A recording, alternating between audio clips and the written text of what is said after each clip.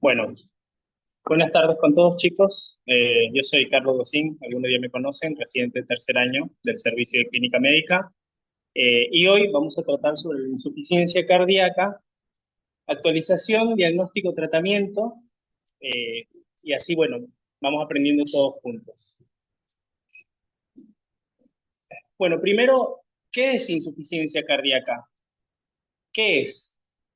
Primero, nosotros tenemos que saber que el corazón tiene la capacidad de bombear sangre y distribuir toda esa sangre con oxígeno al resto de los tejidos. Y generalmente esa función se produce con toda normalidad siempre y cuando el corazón no tenga ningún daño.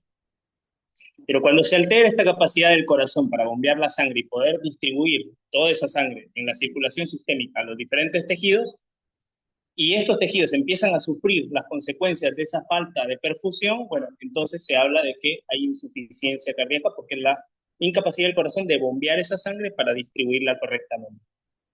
Debemos diferenciar un concepto claro que quisiera que partamos por ahí, que es la insuficiencia cardíaca crónica de la insuficiencia cardíaca aguda, porque los manejos son distintos y los abordajes son diferentes. Una cosa es el paciente que te viene a la guardia con disnea súbita, y con todo un cuadro muy rápido, brusco, rápidamente progresivo, con todos los signos y síntomas de insuficiencia cardíaca, del paciente crónico, que generalmente tiene sus síntomas y los va desarrollando a lo largo del tiempo, y que sí es verdad que pueden sufrir descompensaciones agudas, pero generalmente tienen un periodo progresivo lento hasta que se exacerba.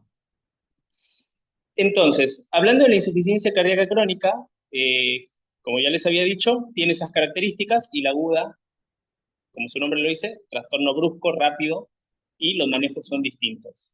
Con respecto a la insuficiencia cardíaca crónica, que es el tema que vamos a abordar hoy, tenemos que saber que, bueno, hay varias guías.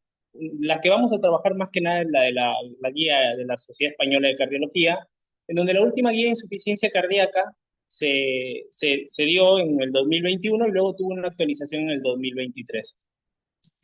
Básicamente tenemos dos clasificaciones que son las más importantes. Una es según la fracción de eyección del ventrículo izquierdo, porque nos va a orientar hacia el tratamiento y es una clasificación muy pronóstica. Y lo otro es la clasificación de la New York Heart Association, que lo clasifica en 4 estadios según el estadio funcional del paciente y que también es orientativo, diagnóstico, terapéutico, pronóstico.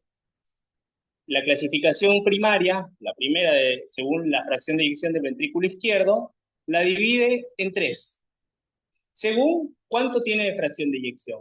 Así, se caracteriza por ser de una fracción de eyección de menos del 40%, la insuficiencia cardíaca con fracción de eyección reducida. Luego tenemos, cuando la fracción de eyección es del 41 al 49%, la insuficiencia cardíaca de fracción de eyección levemente reducida, y luego tenemos, cuando tiene una fracción de eyección más del 50%, una insuficiencia cardíaca con fracción de eyección conservada.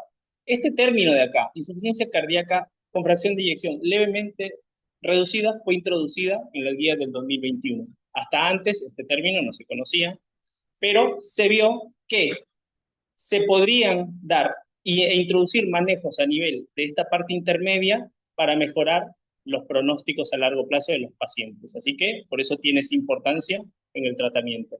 Básicamente, los 3 tipos de insuficiencia cardíaca pueden tener signos y síntomas clínicos. Signos y síntomas clínicos que lo veremos más adelante, pero la característica fundamental es la del ecocardiograma.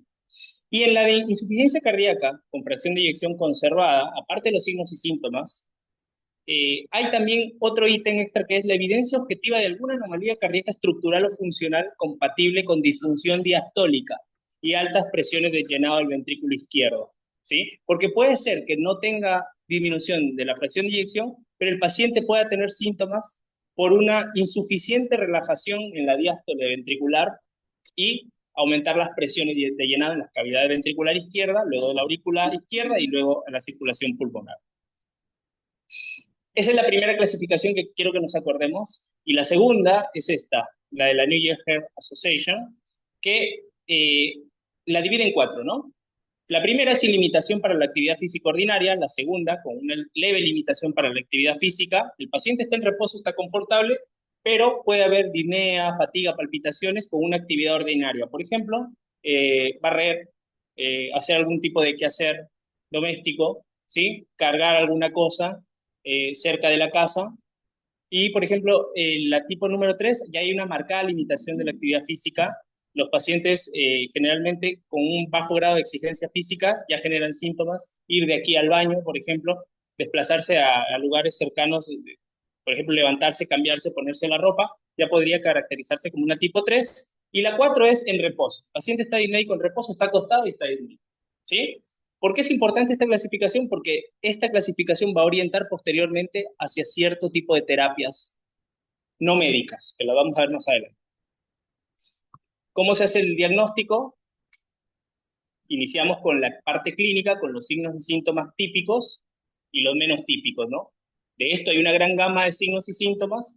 Ustedes acá, digamos, en la residencia nos sirve mucho porque nosotros cuando hacemos controles de pacientes que vienen con insuficiencia cardíaca, uno siempre va y ve el paciente si tiene disnea, si el paciente tiene crepitantes pulmonares, si el paciente tiene ingurgitación yugular, si tiene edemas. Bueno, ustedes tienen que saber, una de las cosas que tiene que quedar clara es que pueden los pacientes tener insuficiencia cardíaca y no tener alguno de esos síntomas que nosotros buscamos. Por ejemplo, la ingurgitación yugular es muy específica de insuficiencia cardíaca, pero no es muy sensible, no siempre se encuentra. El hecho de que uno vaya y no le vea ingurgitación yugular no descarta que el paciente tenga insuficiencia cardíaca. Lo mismo los edemas. Hay pacientes que tienen edemas, pacientes que pueden no tenerlos. Y para el resto de síntomas, ¿no? Para la disnea, la ortornea, hay pacientes que ustedes le van a preguntar si en la casa tuvo disnea paroxística nocturna y ellos le van a decir que no, y eso no descarta el diagnóstico. Por eso es importante apoyarnos de otros parámetros aparte de la clínica, que lo vamos a ver a continuación, como son los biomarcadores. Esto también es una pregunta frecuente que me han dicho. Cuando viene un paciente, por ejemplo, a la guardia con insuficiencia cardíaca aguda y se le pide un ProBNP, si el paciente ya tiene un diagnóstico de insuficiencia cardíaca crónica y ya es un paciente conocido y diagnosticado, generalmente no te va a cambiar de mucho en un cuadro agudo, porque el ProBNP y el BNP, que es un marcador de insuficiencia cardíaca, generalmente en los cuadros agudos se eleva. ¿Sí? Entonces, generalmente, en la insuficiencia cardíaca crónica nosotros lo hacemos cuando no sabemos si el paciente tiene o no insuficiencia cardíaca. ¿Cómo se genera este BNP o péptido natriurético cerebral? Y esta de acá que es la NT-proBNP, que viene a ser el propéptido del BNP. Generalmente este marcador se genera cuando las fibras del miocardio se distienden. Cuando hay una distensión de la fibra muscular del miocardio, hay liberación del proBNP, que lo que hace es tratar de producir una compensación a nivel del sistema, porque el proBNP tiene cierta función específica, que es tratar de inducir a la natriuresis. El cerebro, digamos, el cerebro, el corazón interpreta que cuando la fibra muscular se está distendiendo es porque hay mucho volumen. Y lo que trata de hacer es enviar un péptido para que te obligue a orinar. ¿Cómo? A través de natriuresis, tratando de expulsar sodio. Y vieron ustedes que el sodio es un osmolito activo y ese osmolito activo va a arrastrar agua.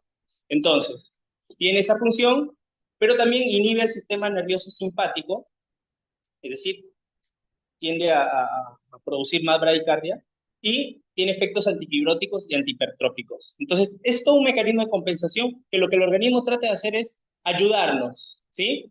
Ahora bien, estos valores no deben ser interpretados, como le digo, en un contexto agudo. ¿Por qué? Porque pueden dar falsos positivos, una miocarditis, un tromboembolismo pulmonar, una arritmia cardíaca, una sepsis, un ACV, un EPOC. Otro caso interesante de esto es, por ejemplo, la ruptura de músculo papilar. Cuando hay una ruptura de músculo papilar y hay una insuficiencia cardíaca muy aguda en donde no ha habido tiempo para que el músculo compense, se estire, se elongue, tampoco vas a ver proBNPs elevados. Entonces, no vayan a pensar de que es muy específico para dar diagnóstico. Pero sí nos ayuda en el paciente que tú tienes dudas si tiene o no insuficiencia cardíaca, no esté en un contexto agudo y le haces un proBNP. Si el proBNP es menor a 35 o menor a 125, el valor predictivo negativo es del 94 al 98%. Eso quiere decir que te ayuda a descartar el diagnóstico. Si tú tienes un paciente que viene con clínica sugestiva y le haces un BNP y tiene estos valores, tú puedes decir, la verdad que dudo mucho que este paciente tenga insuficiencia cardíaca. El valor predictivo negativo es muy alto, ¿sí? ¿Quién te puede dar un falso negativo en ese contexto? Un paciente muy obeso, ¿sí? Y en la insuficiencia cardíaca muy aguda, como les dije. Entonces, ¿por qué en la insuficiencia cardíaca muy aguda? porque el miocito no tiene tiempo para distenderse y para liberarlo. Una ruptura de músculo papilar, como es muy agudo, no te va a dar un ProBNP elevado. Bueno, te puede dar un falso negativo. Esa es la explicación. Otro estudio muy importante, ya vimos el laboratorio del BNP para el diagnóstico, es el electrocardiograma.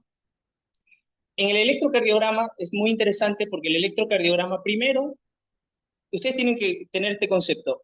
Un electrocardiograma normal en un paciente con que tú estás sospechando insuficiencia cardíaca, un electro normal te tiene que hacer dudar de que el paciente tenga insuficiencia cardíaca. Generalmente los pacientes con insuficiencia cardíaca, generalmente tienen un electrocardiograma patológico. Lo tienen. Dice acá, en un menores, o sea, la probabilidad de que un paciente con electrocardiograma normal tenga insuficiencia cardíaca es menor al 10% y no es un dato desechable, ¿sí?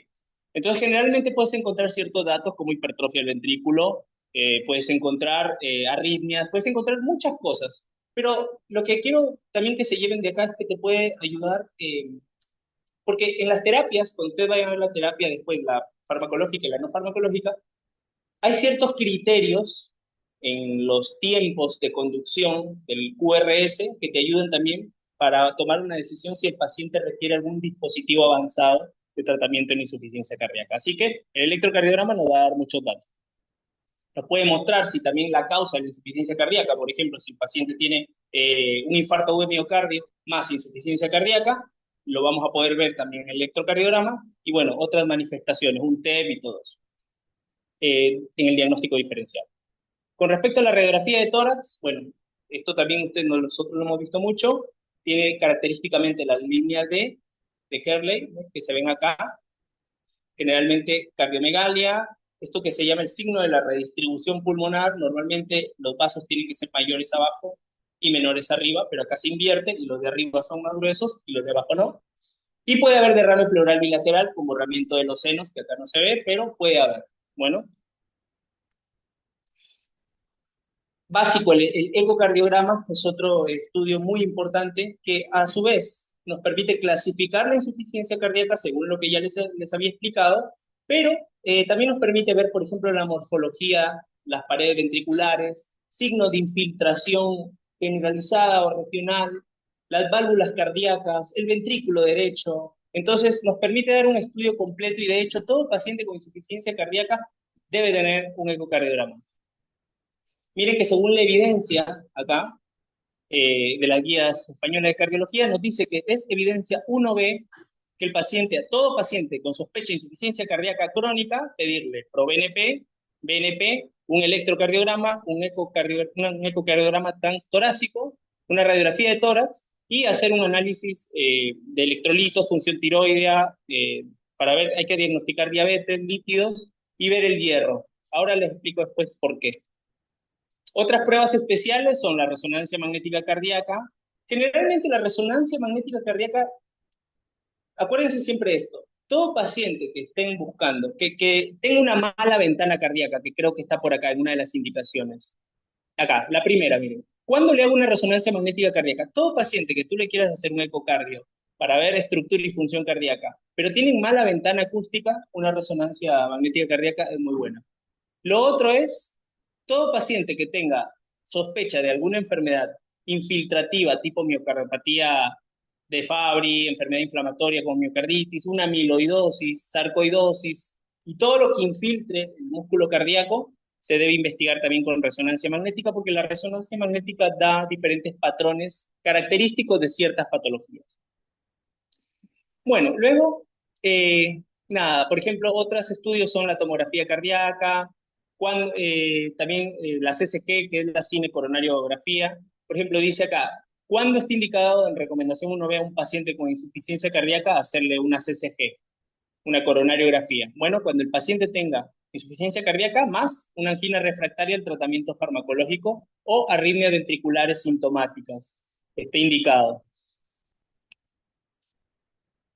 Hay otras pruebas no invasivas que son más específicas, pruebas de esfuerzo, cardiopulmonar, cateterismo derecho del corazón, no vamos a ahondar en esos temas. Básicamente, el algoritmo diagnóstico es este. Estamos sospechando insuficiencia cardíaca, hay que ver si el paciente tiene factores de riesgo. Factores de riesgo como cuáles, por ejemplo, tres factores de riesgo podrían ser, ¿alguien me dice? La insuficiencia cardíaca, uno, dos, diabetes, tres, muy bien, dije tres. Pero está muy bien, muy bien. Es valvulopatías, miocardiopatías, coronariopatía isquémica, hipertensión arterial son las cuatro grandes que se le llama. Los signos y síntomas de insuficiencia cardíaca que ya lo vimos y un electrocardiograma normal. Bueno, con eso pido mi ProBNP. El ProBNP generalmente me va a salir elevado, ¿sí? Y si eso es así, yo corroboro con un ecocardiograma. El ecocardiograma me va a permitir clasificar la insuficiencia cardíaca en estos tres fenotipos que ya vimos. Y según esto, vamos a tratarlo. Pero si el paciente tiene un ProBNP que no es alto, un ecocardiograma que es anormal, bueno, la insuficiencia cardíaca se hace improbable y hay que considerar otros diagnósticos. ¿Cuál es el objetivo del tratamiento? Recuerden que estamos hablando de insuficiencia cardíaca crónica, ¿sí? No estamos hablando de insuficiencia cardíaca aguda. El objetivo del tratamiento de la insuficiencia cardíaca crónica es reducir la mortalidad, prevenir las hospitalizaciones recurrentes y mejorar el estado clínico y capacidad funcional y la calidad del paciente. Aquí voy a hacer un paréntesis. Nosotros recibimos mucho paciente con insuficiencia cardíaca aguda, lo sacamos del cuadro agudo y le damos el alta, ¿verdad? Cuando le damos el alta, ¿con qué los enviamos? Porque eso tenemos que ver. Exacto. Generalmente mandamos con diurético para que siga un tratamiento de descongestión, pero si nosotros estamos dando por sentado que el paciente se está yendo estable y en realidad se debería ir descongestionado, lo que nosotros tenemos que estar muy pendientes es que se vaya con el tratamiento médico óptimo de la insuficiencia cardíaca crónica. Entonces, a partir de ahora, cuando ustedes vean esas epicrisis, y ustedes van a estar atentos con sus mayores, es ver de que si el paciente se va por insuficiencia cardíaca, ver si, le volvemos a poner su medicación, la que necesita en la casa, ¿sí? Medicación que vamos a ver ahora, que es una medicación que ha demostrado disminuir las reinternaciones, disminuir la mortalidad, frenar el curso de la insuficiencia cardíaca. Es muy importante frenar la reinternación, porque nosotros podemos darle el alta a un paciente y si no ponemos el tratamiento, el paciente se va a reinternar, viene a las 2 semanas de nuevo, con los mismos síntomas. Y son los típicos pacientes que ustedes ven que tiene una internación, por ejemplo, en enero, en diciembre, en septiembre. Bueno, hay algo que está pasando que la furosemida sola no le va a resolver. Entonces tenemos que optimizar el tratamiento para que no regrese el paciente. Y no se puede sostener la mortalidad antes de los 50 con el 50%. Exacto. Es decir, que las intentan. Es perfecto. De hecho yo, una vez que hable del tratamiento médico, por ejemplo, hay ciertos tips que le voy a hablar de ciertas cosas que se pueden corregir para evitar la reinternación, ¿sí? Pero está perfecto, Katy.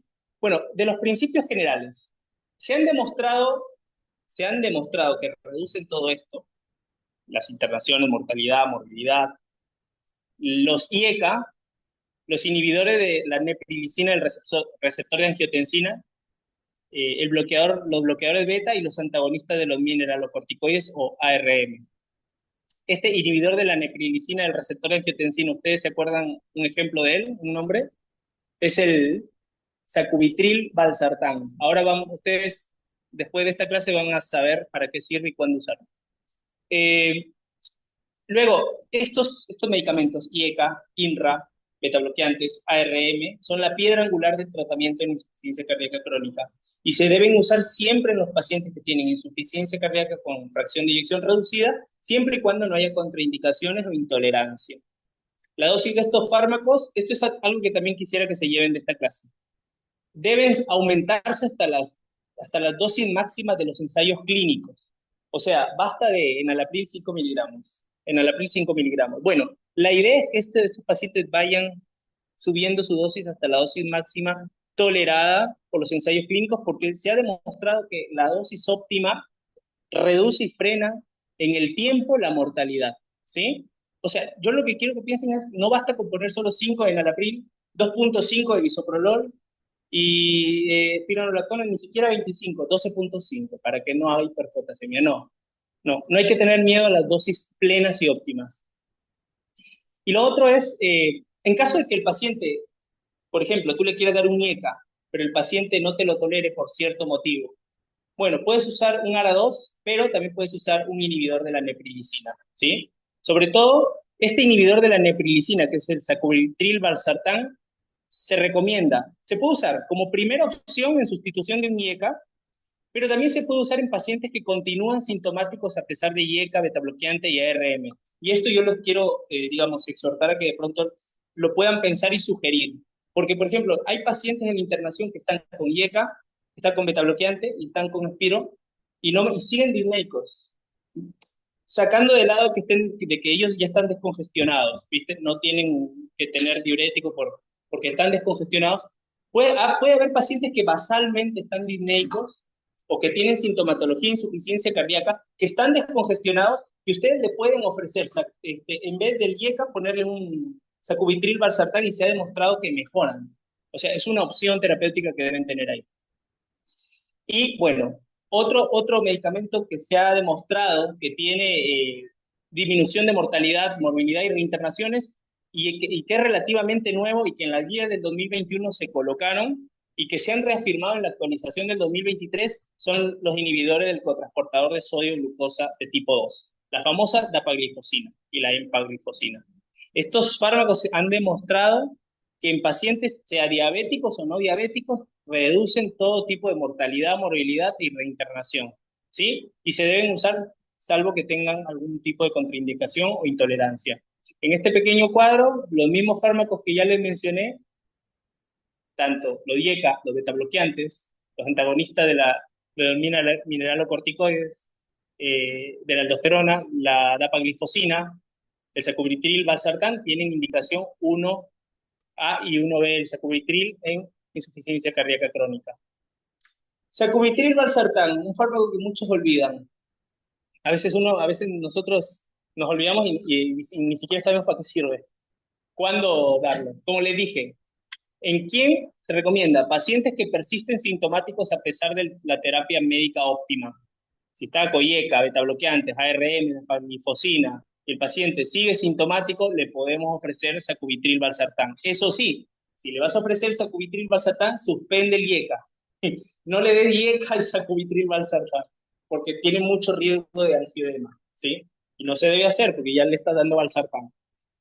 Dice que acá que tiene que tener un periodo de aclarado de por lo menos 36 horas, así que no es que se lo vas a poner, suspendes el IECA hoy y mañana el sacubitril, porque no, son 36 horas, así que luego de 2 días te lo pones.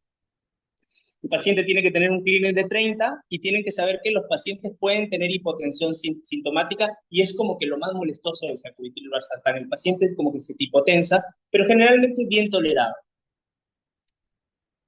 Miren las dosis. Enalapril, tú puedes empezar con 2.5 cada 12 horas, pero lo ideal es que llegues a 10 a 20 cada 12. Dosis objetivo.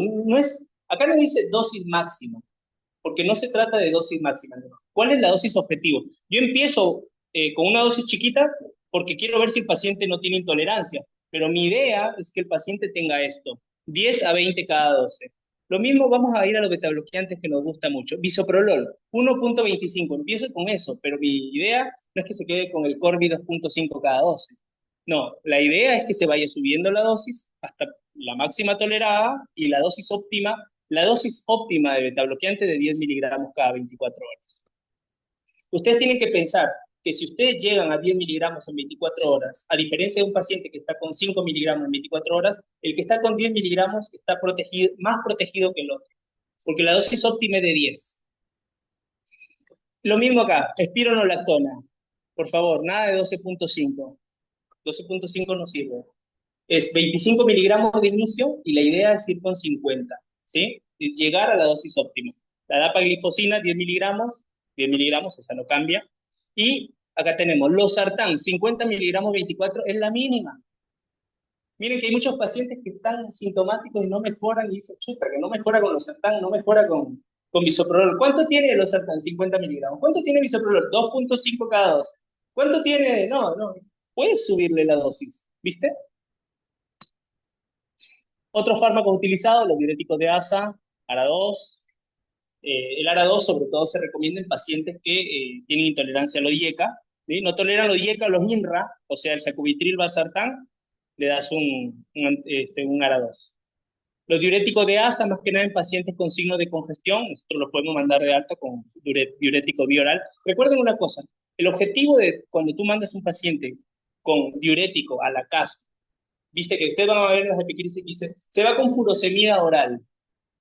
Bueno, ustedes tienen que saber que se va con la furosemida oral porque es un paciente que tiene congestión o síntomas de congestión y que le va a ayudar a aliviar los síntomas, pero no es para descongestionar en la casa. El paciente no se debe ir a descongestionar a la casa. El paciente se tiene que descongestionar acá.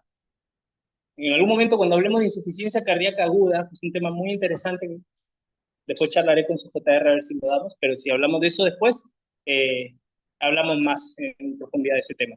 Otro fármaco que no quiero que se olviden es la ibabradina. Es un inhibidor del canal, es del canal a nivel del nódulo sinusal.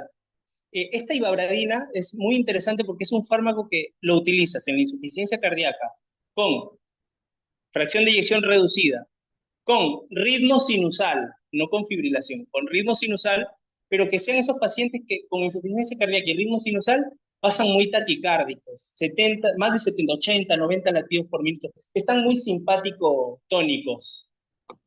Generalmente con un beta bloqueante, que ya tú lo das al inicio, debería mejorar, pero hay pacientes que con el beta bloqueante siguen taquicárdicos. Y ustedes seguro los han visto, pacientes con un BI severo, que están con dosis óptima de beta bloqueante, dosis óptima, recuerden, que ya lo vimos, pero no mejoran y todavía siguen con 90 de frecuencia, tú le puedes ofrecer sacubitril valsartán. Pero acuérdense que tiene que estar en ritmo sinusal, no en fibrilación auricular, ¿sí? Y dice acá, está recomendado en pacientes que a pesar de las dosis basadas en la evidencia de un bloqueador beta, dosis máxima tolerada, un IECA, INRA y ARM, dice, sigue con síntomas, dice, reduce el riesgo de hospitalización y la muerte cardiovascular. La evidencia no es tan fuerte, pero se debe considerar, ¿sí? Bueno, estos son otros fármacos. Eh, Aquí está un resumen del tratamiento. Insuficiencia cardíaca con fracción de eyección reducida, IECA, beta bloqueador, antagonista de la aldosterona, dapaglifosina. Así que la tarea para ustedes va a ser que cuando el paciente sea un paciente con insuficiencia cardíaca y se vaya de alta, chequeen que esté esto puesto. Bueno, diurético de ACE en caso de que el paciente esté con retención o tenga síntomas, ¿sí? Lo ideal es que se descongestione en el hospital. Eso es lo ideal, a veces no se puede. Bueno, luego de esto, tienen que saber que esto es el tratamiento médico óptimo. Si el paciente, por favor, me ayudan con el tiempo, si es que me estoy pasando, ¿sí? Estoy bien, ¿no? Listo. Si tú le das tratamiento médico óptimo y aún así el paciente no mejora, que van a haber ese tipo de pacientes, aquí hay otras terapias que se ofrecen según ciertos factores que nosotros vamos a analizar, en donde tú puedes ofrecer otras terapias para ayudarlo. Por ejemplo, un paciente con una fracción de eyección baja, que en el electrocardiograma, un QRS, ¿cuánto es el QRS normal? Hasta 120, ¿no? Menos de 120, o sea, 0.11. 0.11 segundos o 11 milisegundos, ¿no? ¿O estoy mal? ¿Está bien? Está bien.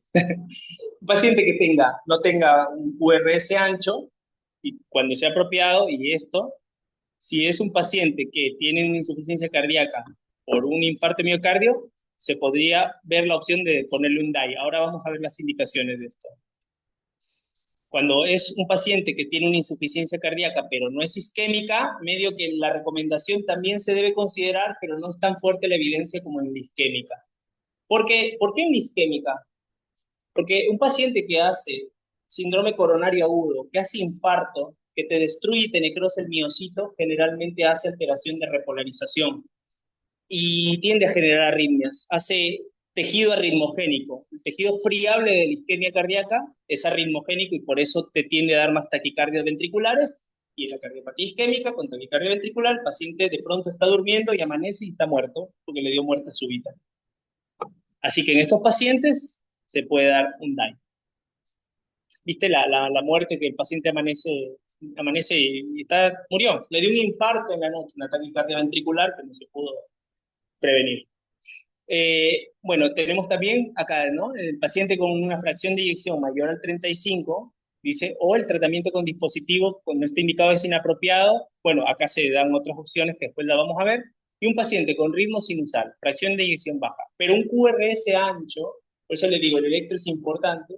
Si el QRS es ancho, más de 130 milisegundos, entonces ahí está indicado dar una terapia de resincronización cardíaca con un DAI o un marcapaso. ¿Por qué creen ustedes que cuando hay QRS ancho hay que resincronizar el corazón? ¿Alguien me puede decir eso? Solo pensemos un poquito, no profundicemos, nada más. A ver, ¿qué pasa cuando hay un QRS ancho? Ok, hay un bloqueo. Un QRS ancho te indica un bloqueo de la rama, ¿verdad? Significa que un ventrículo se contrae primero y otro ventrículo se contrae después. O sea, la contracción del ventrículo, que normalmente es sincrónica, cuando hay un bloqueo de rama, hay una asincronía de contracción. ¿Ok? Entonces, cuando hay asincronía, un músculo se contrae por un lado y el otro por otro lado porque hay una obstrucción en el estímulo. Bueno, por eso se llama terapia de resincronización. Lo que van a hacer es conectar unos cables al músculo cardíaco para que se estimulen al mismo tiempo. Porque si tú tienes un músculo que primero se contrae uno y luego el otro, esa función de bomba junta no se está produciendo y entonces hay insuficiencias y empeora las cosas. Entonces, ¿cuándo dar un DAI? El DAI es efectivo, es un desfibrilador automático implantable. Como su nombre lo dice, es un desfibrilador. Como su nombre lo dice, su objetivo es desfibrilar. Entonces, ¿en quién lo voy a usar? En un paciente que yo quiero que no le dé una arritmia súbita.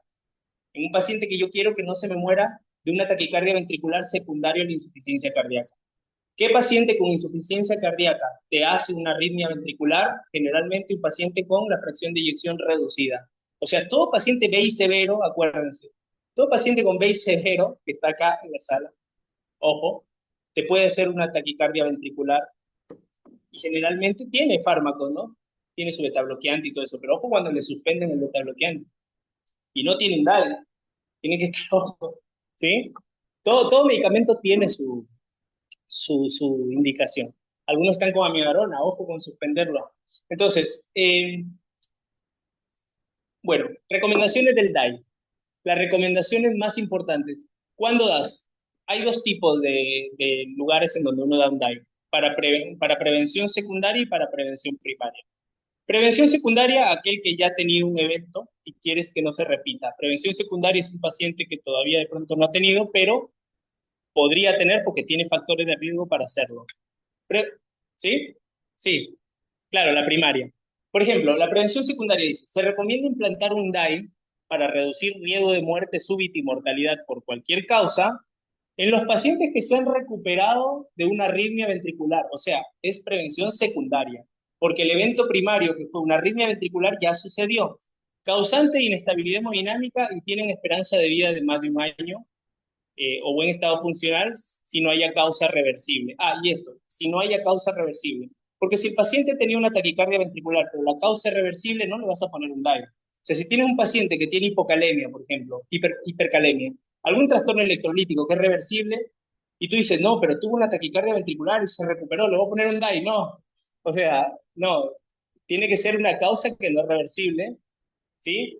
Y dice, o cuando la arritmia se produzca en menos de 48 horas después de un infarto de miocardio. Prevención primaria. Dice, se recomienda implantar un DAI para reducir el riesgo de muerte súbita y mortalidad en pacientes con insuficiencia cardíaca sintomática. Este tiene insuficiencia cardíaca, pero nunca te ha hecho una arritmia todavía, pero te la puede hacer. Dice, y acá viene la clasificación New Heart Association 2-3. Por eso cuando el paciente, por eso es importante, miren, cuando venga un paciente con insuficiencia cardíaca, ustedes pregúntenle, señora, en su casa, ¿con qué evento se cansa? ¿Con ir al baño, con caminar un piso, con qué? Porque ya con eso ustedes ven su basal y dicen, a ver, este paciente basalmente es un New York Heart Association 2 o 3. Ok, dice, causa de pacientes con insuficiencia cardíaca sintomática de etiología isquémica, excepto si han sufrido un infarto durante los últimos 40 días. ¿Ustedes sí saben por qué es esto? ¿Por qué no? Ellos esperan a ponerle un DAI a un paciente eh, hasta después de los 40 días, porque generalmente los pacientes a unos pacientes cuando les ha dado un infarto, eh, los primeros días, los 30, 40 días, son periodos en donde son muy susceptibles a hacer arritmias. Así que se espera que hagan las arritmias y no va a ser súbito, tienen que estar protegidos. Ya después, si el paciente después de esos 40 días, es después de esos 40 días como que ya tienes que ver si el paciente tiene la tendencia a hacer arritmias, a ver si le tengo que poner el DAI. Bueno, dice, y con una fracción de eyección menor al 35 y pese a tratamiento médico óptimo, más de 3 meses siempre que su esperanza de vida sea significativamente mayor a un año y buen estado funcional. El paciente que está adecuado terapéuticamente no le vamos a poner un DAI, ¿no? Bueno, y acá dice, ¿no? Se debe considerar el DAI para reducir el riesgo de muerte súbita y mortalidad en cualquier paciente con insuficiencia cardíaca sintomática de etiología no isquémica. O sea, acá dice que la evidencia es mayor en la isquémica. En la no isquémica se puede considerar, ¿sí? Con las mismas características de la anterior. Acá, bueno, son otras indicaciones. Me basta a mí con que se lleven las más importantes, ¿sí? En prevención primaria, ¿en cuál? En prevención secundaria, ¿en cuál? En prevención secundaria ya habíamos hablado y en primaria también.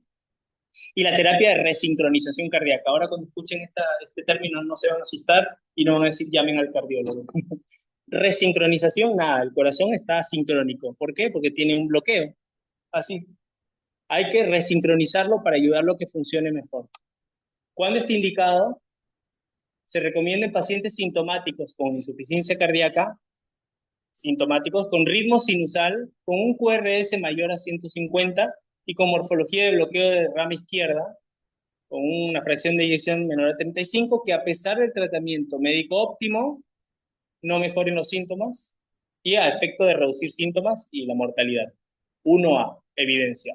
Y los otros son en pacientes con insuficiencia cardíaca con fracción de eyección reducida, que tienen indicación de marcapaso ventricular y bloqueo aurículo-ventricular de alto grado, se recomienda también. Paciente bloqueado de alto grado, con indicación de marcapasos, marcapaso más, en insuficiencia cardíaca, terapia de resincronización. Porque si tú le pones un marcapaso, una insuficiencia cardíaca sincrónica, el corazón, tú le pones un marcapaso que genera el nodo sinusal, mira, tú le pones un marcapaso a un paciente que está asincrónico, el marcapaso lo que te va a hacer es te va a mandar el impulso, pero la sincronía sigue. ¿Por qué? Porque tiene los bloqueos de ramas. Eso no los has arreglado con un marcapaso. ¿Me entiendes? El marcapaso es más que nada, viste, lo ponen en los bloqueos AB, cuando no se conduce. Pero una vez que conduce, ¿qué tienes que hacer? Corregir la asincronía. Y la asincronía se corrige con un resincronizador. ¿Sí está claro eso? ¿Sí? Sí. No, porque si no está claro, yo lo vuelvo a explicar, ¿eh?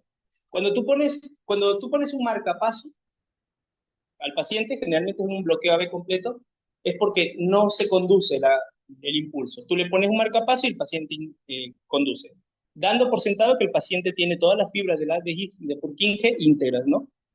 Está bloqueado en el medio, con el marcapaso pasa el estímulo, pasa las fibras y estimula. Pero ¿qué pasa si yo pongo un marcapaso a un bloqueo y aparte tengo bloqueo de rama y asincronía? Bueno, yo le pongo el marcapaso, pasa el estímulo, pero sigue asincrónico, ¿sí? Entonces, por eso hay que resincronizar. ¿Está claro? Bueno, nada. Y por último, para hablar esto, los pacientes con insuficiencia cardíaca levemente reducida, fracción de eyección levemente reducida, también no hay mucha evidencia con respecto a la disminución de la mortalidad con IECA, ARA, INRA, ARM, bloqueador beta, y esto es de la actualización del 2023. O sea, está de este color porque faltan estudios, pero igual los usamos, igual prevenimos, igual no es que no se deben usar, solo que faltan más estudios con evidencia fuerte en este grupo de pacientes con fracción de eyección ligeramente reducida, porque los estudios con estos fármacos se hicieron en los pacientes que tenían fracción de eyección reducida. Faltan más estudios. Lo que sí se hicieron muchos estudios con estos pacientes son con la dapaglifosina y con los diuréticos para aliviar síntomas. Y son de indicación 1A. Y en los pacientes con insuficiencia cardíaca con fracción de eyección preservada, o sea, con fracción de eyección más de, ¿cuánto? 50, 50, sí, rápido. En estos pacientes se ha demostrado que mejoran los síntomas también. Para la retención de fluidos, los diuréticos, la dapaglifosina ayuda mucho a prevenir la morbimortalidad en estos pacientes, más que nada en el avance y la evolución de la enfermedad. Y el tratamiento de la etiología y las comorbilidades también se ha demostrado que reduce la progresión de la enfermedad y la morbimortalidad, ¿no? Acá está la evidencia. De esta actualización del 2023, acuérdense que lo más importante, una de las cosas más importantes que ellos demostraron con estudios, es que la dapaglifosina, así como se demostró en la fracción de eyección reducida, que mejoraba todo, en la fracción de eyección ligeramente reducida también mejora. Así que, si sus pacientes tienen estas fracciones de eyecciones, envíenlos con su dapaglifosina. Hagan medicina. Bueno, lo otro es modificar los factores de riesgo. Chicos, dejen de fumar, hagan actividad física, dejen de tomar, consumo excesivo de alcohol, prohibida las reuniones, abstinencia, consumo moderado, dice, muy moderado son, dice, la abstinencia o el consumo muy moderado son beneficiosos. Los pacientes con miocardiopatía inducida por alcohol deben abstenerse. Si es un paciente que tiene una miocardiopatía que fue inducida por alcohol, no debe tomar más. Vacunarse, bueno, nada. Eso es todo, chicos. Ah,